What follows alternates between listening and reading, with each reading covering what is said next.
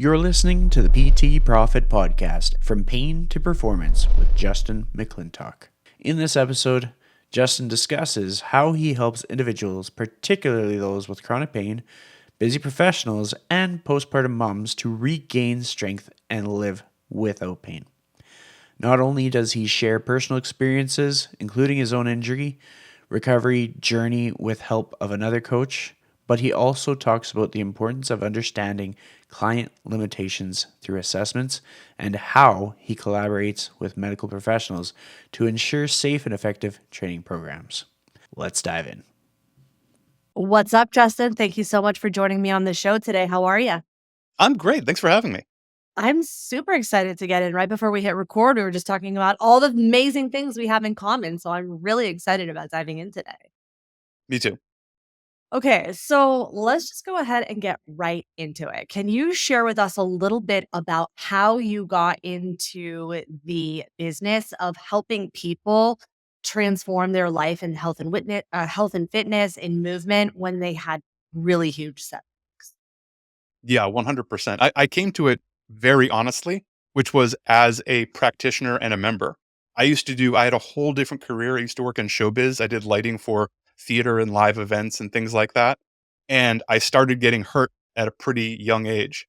Like I was 22 and having significant shoulder problems. There's a lot of manual labor involved in that gig.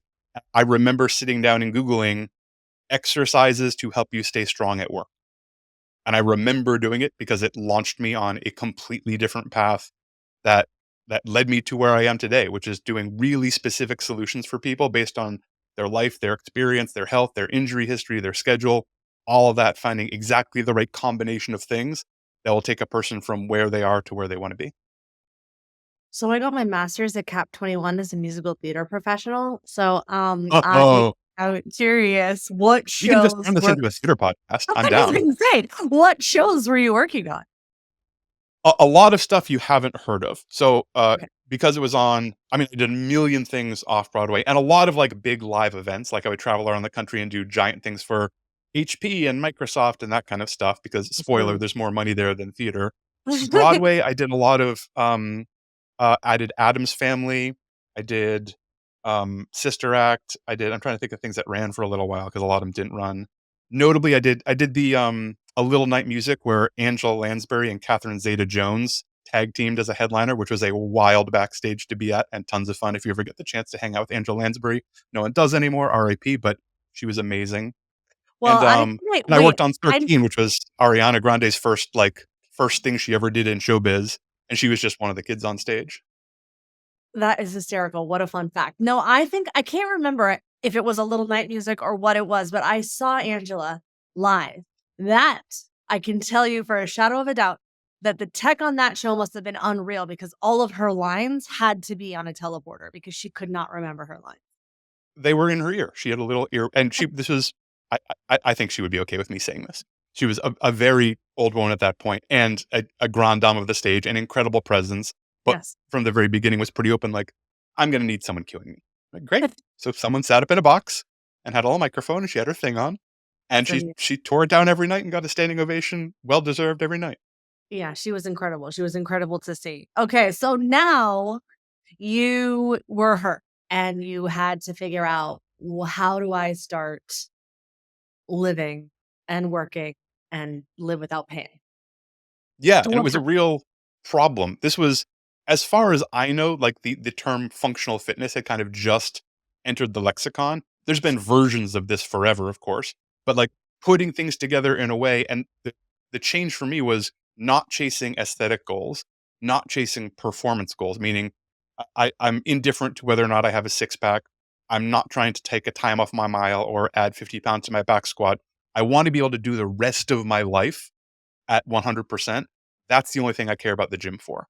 And that Mhm. mindset shift was really important for me and helping people do that. And very frequently I run into people who are hurt or too busy or don't understand how things can fit in their life. They feel like they probably need some fitness, but they don't know what to do. And they go for a walk and the walk feels okay, but it's not enough. And they're worried they're going to get hurt. Those are the people who need strength training the most.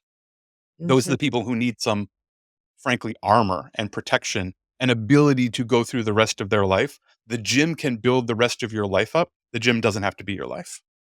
That is so good. That is so good. I love that. Okay. So you said as well, you said that, you are, because of your experience, you focus a lot on setbacks. What are some of the setbacks that people experience that you work with, and how you help them build this strength armor? There's a couple of big ones, and I think I can probably give an example for each. So I work with people who've been in chronic pain and or kind of just coming out of physical therapy just after an acute injury, right? If you were in a car accident, I'm not your guy. You should probably go see a physical therapist. That's the right place to be. But it's very frequent that people come out of a physical therapist and they can walk up the stairs, feed themselves, bathe themselves, but they can't chase after their kids on the beach. And Mm, that's what they want to do. And I'm mhm, the next step from A to B. It's those people tend to be, you know, they're living, but they're not quite living the life they want to live. mhm, Uh, Another category is I work with a lot of busy moms, particularly because, especially like new moms, postpartum moms, finding places to fit fitness into your schedule is incredibly difficult. And finding things that you are confident you can do safely can be really challenging. Depending, all births are different, depending on how your pregnancy went. Some people are great. Some people are 6 weeks later, like going for a run and everything feels good. It's much more common for it to be 9 months later and people still feel like they're in someone else's body and it's not working the right way. And a combination of, and a lot of times it's combining breath work and lifestyle stuff and stretching and strength training and cardiorespiratory endurance in these might be like 15-minute sessions 4 or 5 times a week that you can fit in when the kid's asleep and you haven't quite gone to sleep yet. And that's the thing that moves the needle forward. And similarly, I work with a lot of busy professionals, like big big deal corporate people who have a lot of demands on their time, and they tend to be really time crunched. They often need they understand effort, they understand efficacy, but they have exactly 32 minutes a day to give me. What can we do in 32 minutes? And that's a fun challenge and a slightly different way of dialing in exactly what the right thing is, but also making sure we tap the intensity that's going to keep them coming back and keep them, hit that reward center a little bit as well as be really effective for them. mhm. Okay, so I imagine the amount of fear that people have when they are in pain or dealing with chronic injury, or feeling like they've done all the things. That must be really scary for them to take certain risks. So how do you start to build their competence essentially so that they can have more confidence? What are some of the things that you do? That's an excellent question. The first thing we do is we do a lot of assessment. If you come to me, you say, I had this injury and a labrum tear in my shoulder and I had surgery and the PT says I'm good to go. And I just want to be strong again and, be happy taking my shirt off and be able to lift my kid over my head. I am not going to send you a workout.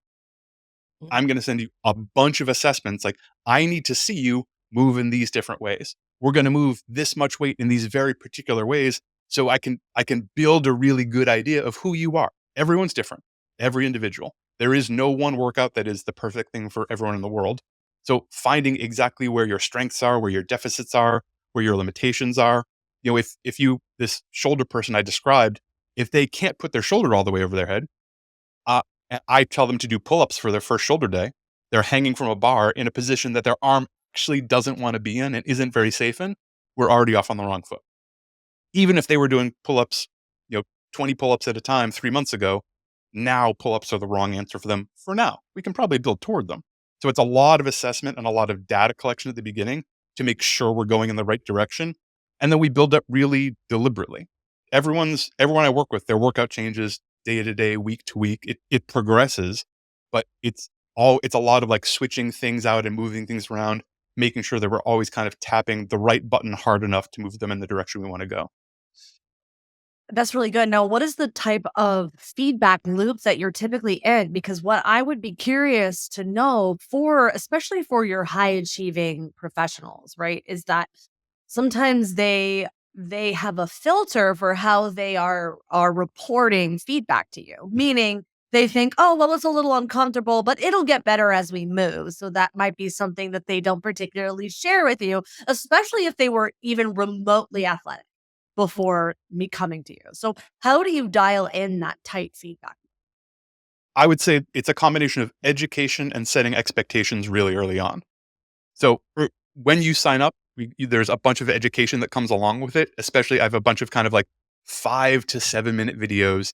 And this is how we think about pain when we're working out. This is how we think about our overall capacity, right? This is, especially with really busy people, everyone has a fixed capacity. It's fixed for today. It is something. All stress is stress. And if we go past that capacity line, it's only bad stuff. It is injury, fatigue, burnout, depression, all bad stuff is on the other side. So we always want to keep you under it. This is how we think about capacity. So we do a lot. I do a lot of auto regulation stuff with folks like that. And then I have the conversation. I love hearing the good stuff. When people send me the text like, I just went up the stairs without pain for the first time. I ran my fastest mile. I didn't think I'd ever do a handstand at 45 years old. Like, yeah, send it to me. I put it in my rainy day file. I love it. The bad stuff is actually more helpful. When you tell me this was awkward, this was a 2 out of 10 on my shoulder today, this feels uncomfortable, I'm not sure I'm doing this right. That's the stuff that is actually more useful information for a coach. So I can keep dialing in and making sure we're going in the right direction. If you say, yeah, I did it. It was like a 2 out of 10 pain waves on my left shoulder. And then as soon as I stopped, the pain went away. That's still a green light for me. Yeah, we're going to irritate that area a little bit to get it stronger. I'm not saying I want you to be hurt, but 2 out of 10 on a pain scale, that's actually to be expected. So we're going to keep going. If it's a 2 and now it's a 4 and now it's a 6 and now it's an 8, hard stop, put it down. We're going to move on from that movement for today. We might come back to it and we're going to see how we recover from that. So it's a lot of education with kind of some quote unquote rule setting at the beginning and making it really clear that I want to hear the bad stuff more than I want to hear the good stuff. So that's really powerful. And what I think I'm curious about the most is I feel like, even when we all tell stories, I'm saying we as the collective we, okay, is that you often hear a lot of the like, I was really terrible and this was awful in the beginning. Like, I didn't even know what a squat was. And then you hear like, and now I can move people through a super intense, I can see their pain before they even see it, right? And I feel like there is so much that happens in that magical, messy middle that we often don't know how to navigate. So, for example, what can you share with us a time where you were like, I'm going to push past this capacity because I think it's okay. And then it wasn't? What did you learn from those experiences and how did you get through that messy middle? Yeah, I had personally had a really nasty experience with this where I was coaching an adult gymnastics class and showing a reasonably technical thing on the rings. I was going up and doing some cool moves and trying to make it look as pretty as possible because I'm demonstrating this movement. And I hurt myself. It was an Oh, acute, immediate, ooh. I dropped off the rings. The class noticed and was like, did something happen? No, no, no, I'm good. That was the beginning of an 18-month journey of me not paying attention and not addressing it and not doing the things to make it better and cutting stuff out and going less hard and not going overhead and not doing gymnastics. And now I'm not doing push-ups. And it got to the point where I was putting a winter coat on one morning and it hurt so much I screamed and woke my wife up. That was the moment I was finally like, oh, I should probably do something about this. Because 18 months ago, I was like a reasonably competent gymnastics coach doing heavy overhead work and CrossFit competitions and strongman stuff and all this other. And now I can't put my coat on. Maybe I let this go too long. And I had to go to a fellow coach who who we kind of know the same stuff. He's very smart. I trust him implicitly. And I was like, I'm not capable of doing this for myself. I need an objective eye. Please charge me full price. I want to be a client and treat me like you would a client. And 5 months later, I was great. It was not a fun 5 months.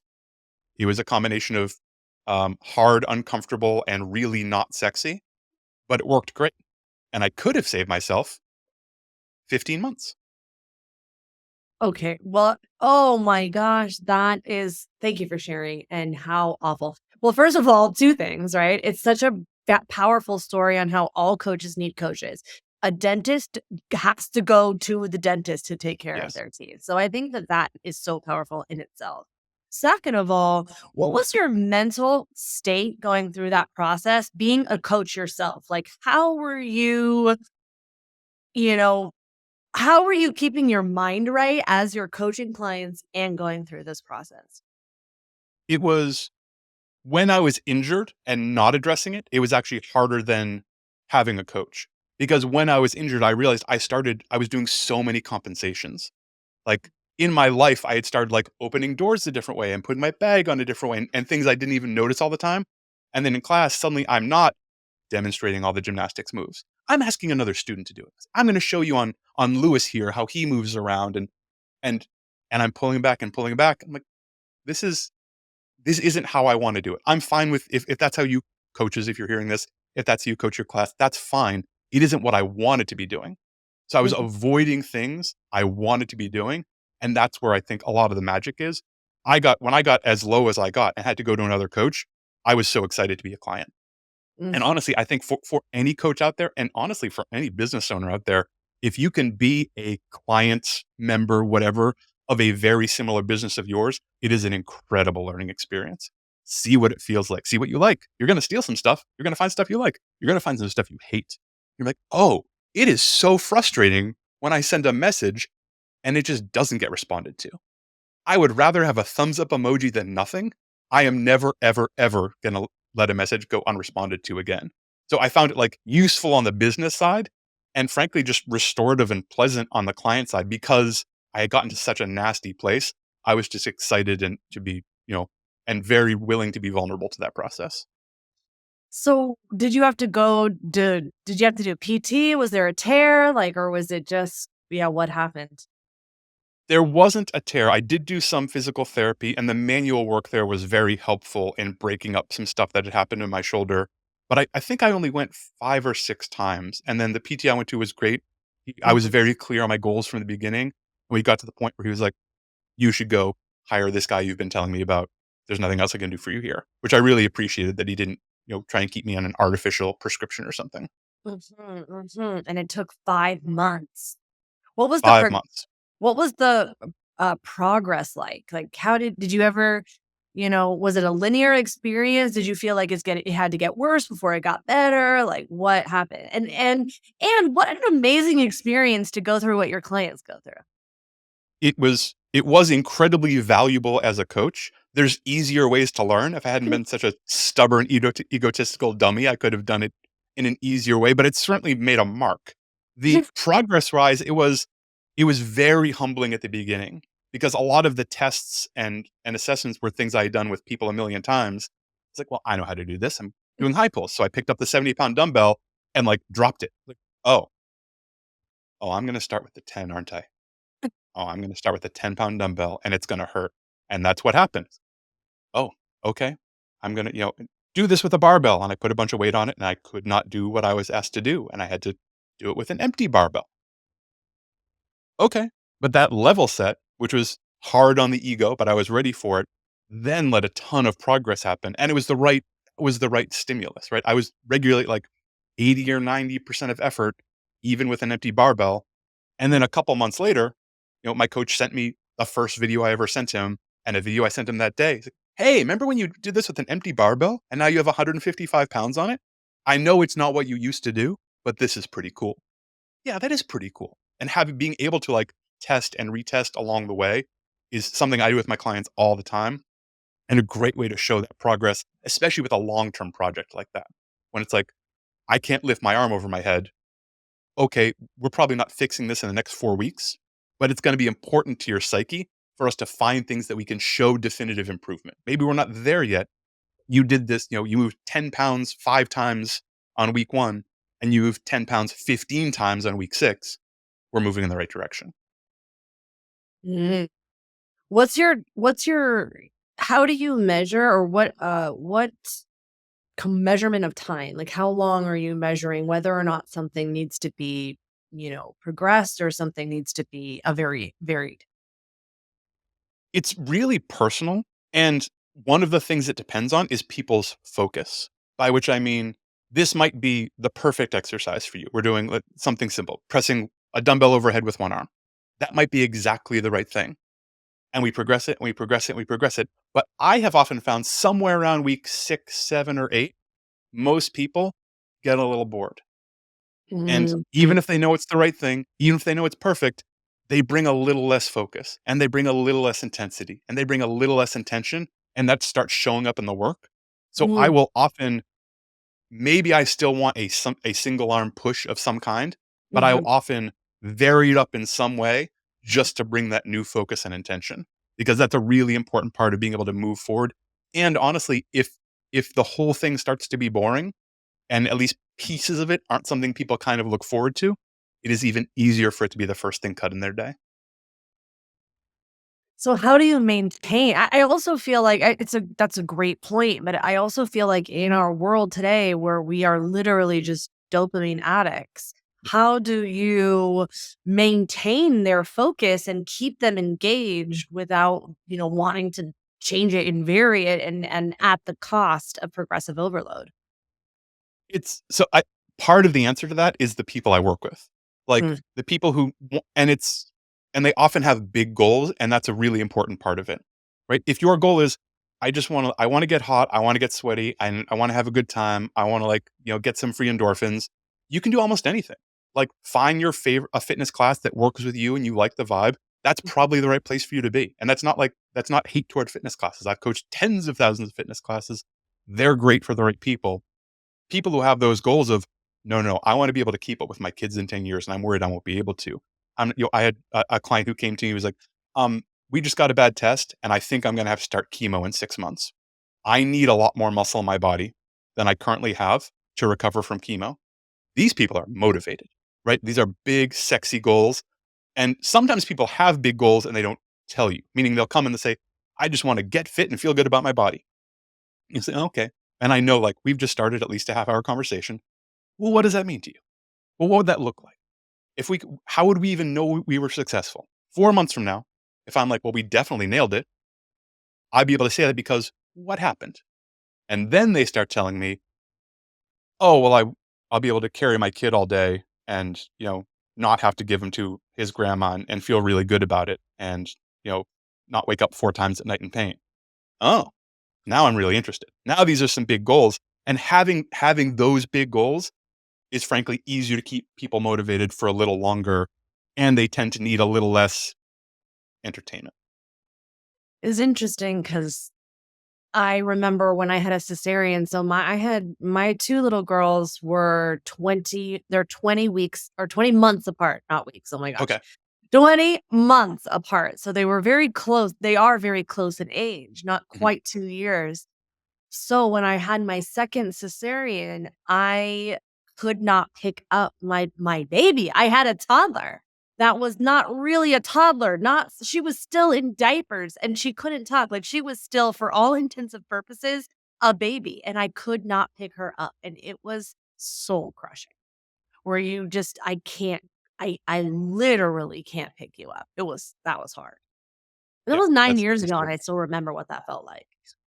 I have a client right now, and the thing we are training for is her next pregnancy because her first one was so hard. And that is the only thing we're training for. She is almost indifferent to anything else, which we get to do all kinds of cool stuff, but Mhm. it's also on those hard days, on those long days, it's never a guilt trip, but she said, this is really hard. I can't do this today. Like, yeah, you're gonna have to pick the kid up. Like, it's not gonna be a chance. It's not gonna be a choice. You're gonna be home alone. Okay, Okay. away we. And I would Yeah. never do that in a manipulative way. Just as you said this is what was important to you. I'm making sure this is still really important to you. But that's so true. You can't you're gonna have to pick the kid up. So true. Not being able to is really, really hard, and navigating that is suddenly it's I don't wanna compare it to my thing, but, like, "Oh, I can't use this arm anymore. Oh, it's gotten to that point. Oh, my life's really different. I should probably do something about this. This is really important." Like, Mhm. that kind of contrast can bring things to the front where suddenly it's like, maybe I'm gonna do some, pelvic physical therapy or some scar massage or like, find all these other things that maybe I wouldn't have done if everything was feeling okay, but now Mhm. it's really important because these other things are such a priority to me. Mm. Yeah, it's so true. And it's not either or. Both Yep. pains are just as, as just painful. I mean, I also remember when I go back to that time, I remember laying, trying to negotiate with God, whatever, universe, whatever, the air. Like, please, if you just let me sit up in bed this next time, I promise I will swing a kettlebell again. Like, just let me do it. Just let me sit up. Just do it. Please. But I also work with a lot of pregnant people. It's really common, and people will come to me when they first get pregnant to train for the pregnancy. And I feel like that's more accepted nowadays, but it used to be kind of a thing. And I would get people looking at me and saying weird things, even 10 years ago, doing weight training with visibly pregnant people. Mhm. And it's very good for them. Even like the American College of Obstetrics and Gynecologists have come out very clearly and said, yes, resist, especially if you've ever done it before, you should Mhm. absolutely be strength training during your pregnancy as long as you can. Basically, as long as it doesn't hurt or feel incredibly uncomfortable, you should keep doing it because you are about to go through something. We are training for an event. There's a deadline, and it's not a flippin' turkey trot. This is a big deal. It's coming. We should be as ready as we can for it. It's not a turkey trot. Well, the I'm not thing against turkey too, trots, but if we're gonna plan had it, for a big thing and try and get our body as ready as possible, I feel like, one's a bigger deal. dude, I mean, it's a marathon like none other, let me tell you. Yeah. But it's interesting. It's funny because I remember when I was working with a lot of moms, obviously, they would say, "I've never strength trained before, and now I'm pregnant. Does this mean I can't strength train?" And back in the day, 10 years ago, all of the textbooks out there were like, "No, and don't get the heart above 140. Don't strength train. You can only do what you were previously doing," which is not true. You can, of course. Hello, their body is about to completely transform, whether you strength trained or not. You can start introducing movement to them. And there's a lot of overwhelmingly, those recommendations came Have from a place of do no harm / CYA. Like, Yes, yes.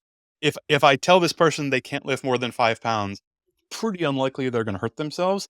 And that's true, but they're also not going to get stronger. And by the way, they're about to produce a creature which is likely over 5 pounds and wiggles around and does all kinds of other stuff. This Oh, 5 pound thing is nonsense. And it's it doesn't happen much anymore. But I have had people come to me and say, my doctor told me to not pick up any more than 5 pounds or take it easy, which is the worst. It's meaningless advice. Or, you know, uh, don't do weight training.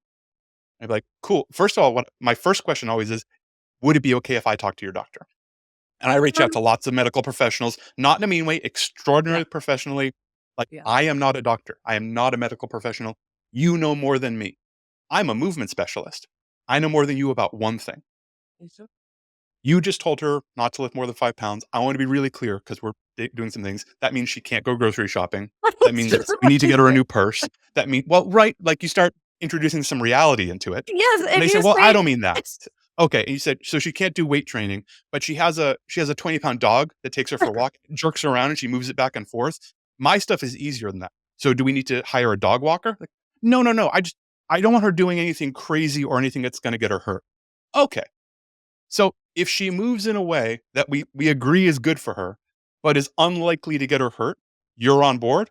Yes. Okay, that's what I figured, doc. And I that's a hard conversation to have, especially when you have 10 minutes with each person, you're being slammed through and yeah, insurance isn't fair and all the other things we know about it. yes, yes, But yes. getting to the heart of it, like, great. I talked to your doctor. They said I can do whatever I think is a good idea as long as we keep you safe, which is my guiding light anyway. So Yes. pick up the kettlebell, let's go to work. Yes, and honestly, mom's not really, usually not hurt or afraid of her. She's afraid of the babe. She's afraid of harming the babe. It's not Yeah, she's like, and "Do what that's you the want." only thing we would like. And full disclosure, I have a cheat code on this because I'm married to an obstetrician. Mhm, But the only thing I take away, especially in the first trimester, is things that could potentially be catastrophic. So mhm. we don't do box jumps only because, like, failing on a box jump can be so nasty. It's not Yes, worth it. There's other things we can do that will produce the same effect. We don't do correct. box jumps. We're not going to like climb a 20-foot rope. Mm, Um, we we could in the first trimester do burpees. We often don't just because it tends to freak mom out, and I have that conversation. But mhm, there's nothing physiological about why they shouldn't do it. But a lot of times it just feels weird to have like your stomach slamming into the ground. Like, I feel mhm, like it's bad. mhm, Great. There's other mhm, things we can do that aren't burpees. But unless it would be a catastrophe, we can do almost anything. mhm, mhm, mhm. I mean, I'm also laughing at doctor's advice like that because it's like, wait, have you picked up your car seat yet? Because I'm pretty sure that. Yeah. Yeah. It is like when you dig 3 inches underground of that advice, you're like, well, this is meaningless. Like, this doesn't mean anything. And you've probably just been like, anyone who says that has been saying it for 20 years or is brand new and has Yes. it. And you're the first pregnant person they've ever met. Yes. So true. What sound advice though? If you are working with a client and they said, my doctor said, just talk to the doctor. Yeah. And I will give them like really specific questions and not, I want to be clear, like, I'm not trying to start confrontations with people's medical providers. As far as I'm concerned, we're all on the same team. Like, Yeah. Oh, for in an sure. ideal For sure. world, you have a healthcare team and we're all pointed at you. And it would Yes. be better if we all talk to each other, which we don't do a great job of right now, but I try and facilitate some of that.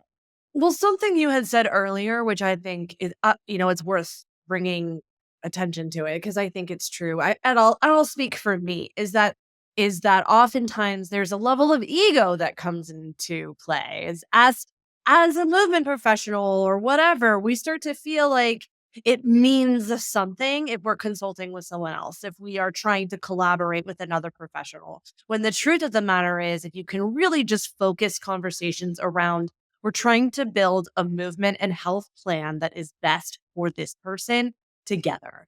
That's all I mean about like talking to the doctor. Because sometimes it's literally just like a mismanaged game of telephone. Just have a conversation around what is it that we are intending and trying to do for the patient. Yeah. And remember, it's going through the patient slash client, Yes. and they may not be the best link in the telephone. So sometimes we'll Yes. take them up, like, I'm just going to ask. And I'll send the doctor a question, be like, hey, so they told me this. This is my assessment. Here's my plan. You're the professional. Tell me what I shouldn't be doing or any glaring things you miss. And 9 times out of 10, they're like, looks good. I'm glad people like you are doing this kind of work. Can I send you some people? And 1 time out of 10, they'll say, oh, she should also be doing some breath work or make sure that, uh, stretching or mobility is part of the things. Great. All over it, doc. Like when you talk to these people one-on-one, overwhelmingly, we are all on the same team and we all actually want, like, we all got in the business we're in because we want to help people, but it Yes. can get a little loud and the noise is really big. And the ego, especially when there are people who don't want to consult or don't want to refer or feel like they should be the one-stop shop for all answers in the universe. And no one is that person. I have found that I earn more credibility and more trust by saying, "Oh, I don't know, but I have a Yes. bunch of smart people. I'm going to go ask some smart people that question. I'll have Yes. an answer for you within 48 hours." Yes. That I builds find real credibility, not like making something up. right. I found I'll speak for myself. The Mm. more experienced and the more educated I became was when I started to realize oh, I need more help and support.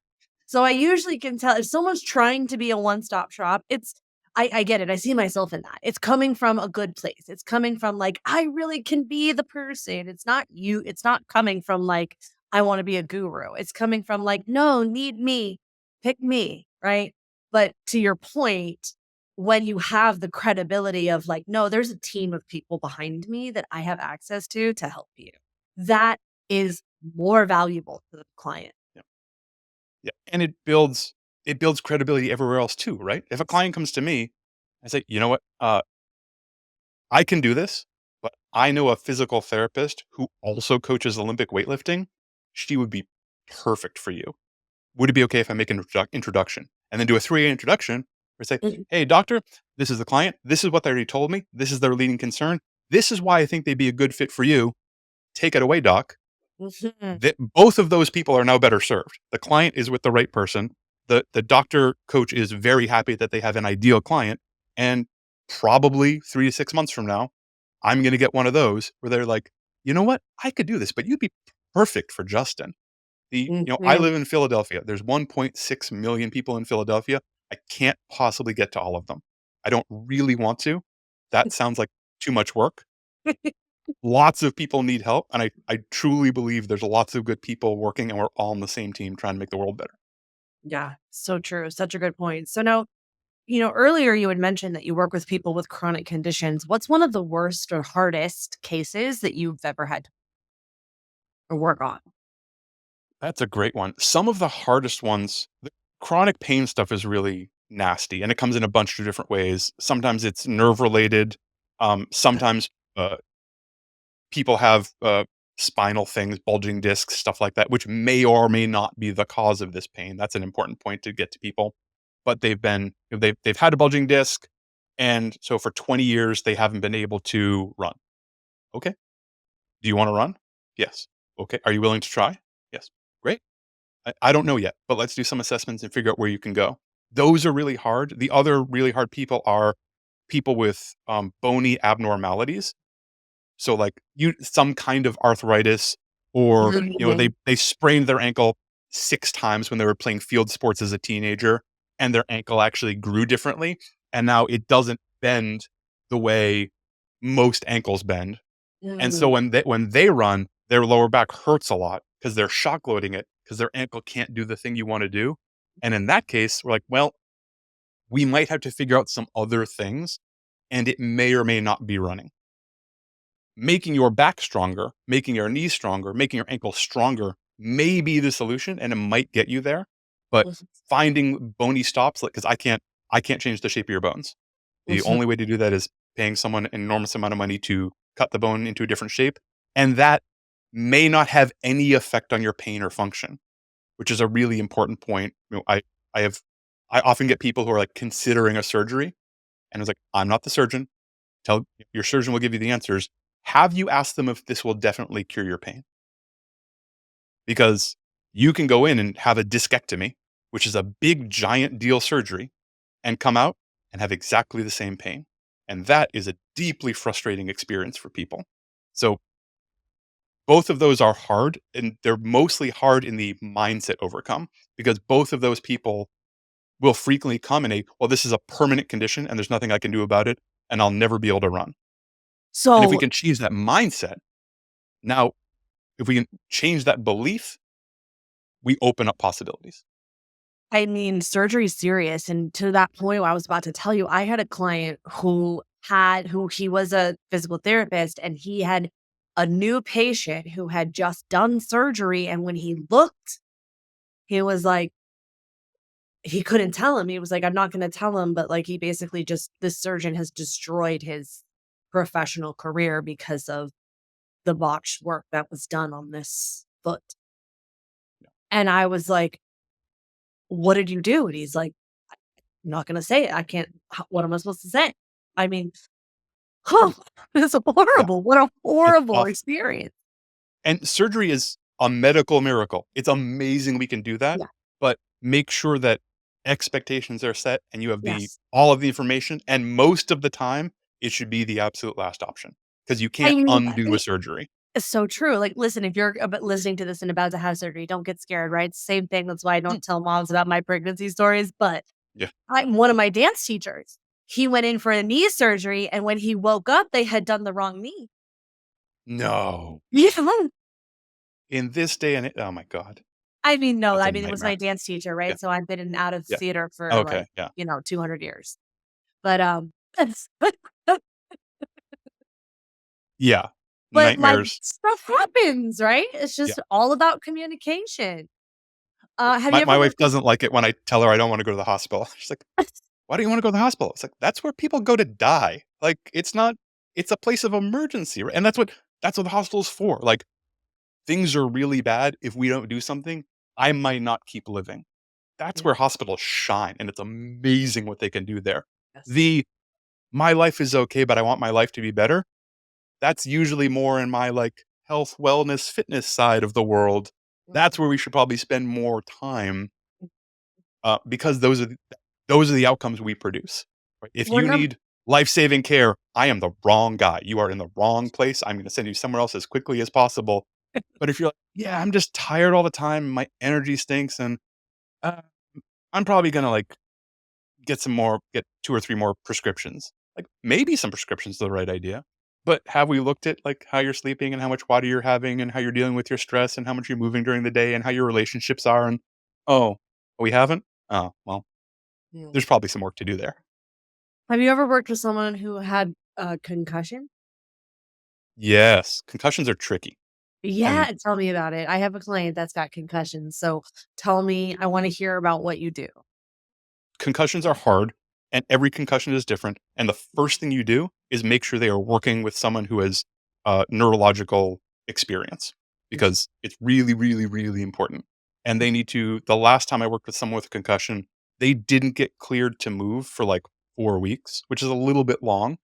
Mm. And but their neurologist, or it might have been an assistant, the person they were working with was great. We communicated with them. They were very clear on where she wanted to go, and then we built up really slowly, and um and with a bunch of rules every day for what they're doing. So, like, if you start getting dizzy, sit down, stop. Here's our breathing protocol. If you're not dizzy after 2 minutes, that's the end of the workout for today. And I know that's a giant bummer, but that's just how we're going to roll for a little while.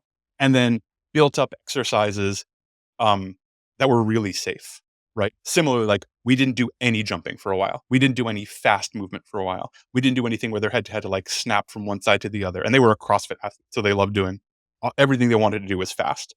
Like, we're going to do really slow work. We're going to put you in a gym. We're going to put you in some machines that you hate. You're not going to have any fun, but you can sit and work really hard and concentrate and focus on your breathing. And it was very successful, but it's really deliberate. And I can't stress enough that you need a coach, needs a team. Unless you're really good on neurological considerations, you need a teammate, on a medical professional in that. Oh my gosh, my client has an entire team. Like Yeah.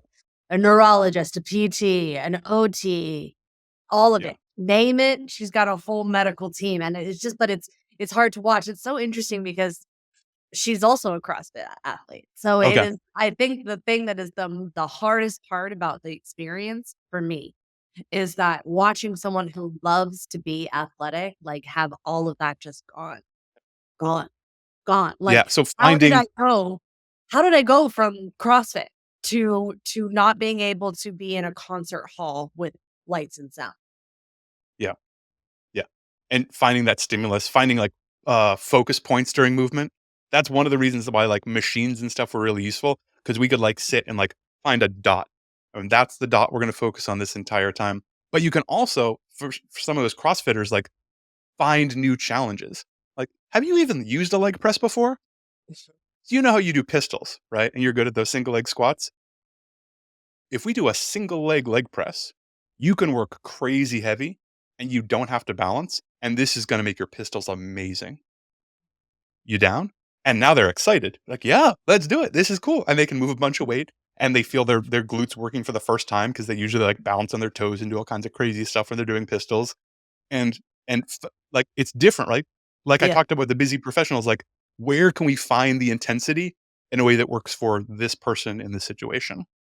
Yes. So good. So good. Okay. So I want to be very mindful of your time. So thank you so much for pouring into me and to us and to the community. So, for those of you who are tuning in and want to learn more from you and working with you, collaborating with you, what are some of the best places that I can send?